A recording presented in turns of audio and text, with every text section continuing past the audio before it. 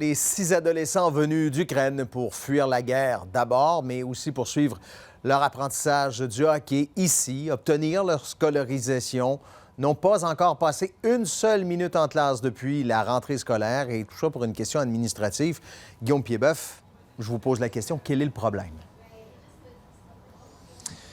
Écoutez, ces jeunes rêvaient de revenir à Québec depuis leur passage au tournoi Pee-Wee et ils sont de retour depuis le 2 septembre.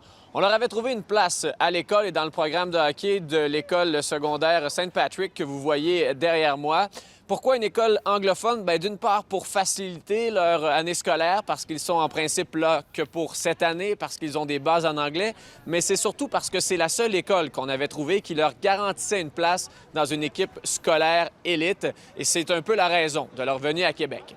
Le problème, c'est qu'au ministère de l'Éducation, donc, on doit donner une autorisation pour qu'ils étudient en anglais, et il semble y avoir des délais anormalement élevés présentement. On a envoyé un dossier il y a plus de 2 semaines pour ces jeunes hommes qui n'a toujours pas été traité. Et donc, ils ne vont pas à l'école en ce moment. Ils prennent du retard dans l'année scolaire. Et c'est un casse-tête pour les familles d'accueil qui, les jeunes n'ont nulle part où aller durant la journée, durant la semaine. Alors, on doit faire un peu des pieds et des mains, notamment dans le cas de Chante Bérubé, l'homme derrière leur venue à Québec qui, présentement, passe des demi-journées avec eux. Je suis allé le rencontrer justement au PEPS alors qu'il sortait de la glace avec ces jeunes réfugiés ukrainiens. Et lui commençait à s'inquiéter de ces délais.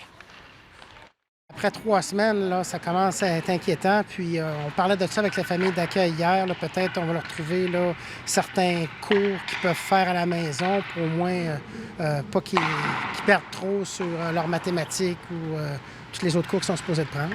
Ils posent la question à chaque jour. La plupart d'entre eux ne sont pas allés dans une école en présentiel depuis le début de la guerre. Donc, ils ont vraiment hâte de rencontrer d'autres amis, de se faire des amis. We see that in our team are so sweet, good guys, and I'm sure in school will be same good people. Bon, c'est en ligne depuis hier soir, ce texte-là, et depuis que vous avez publié l'article, il y a des choses qui commencent à bouger, là.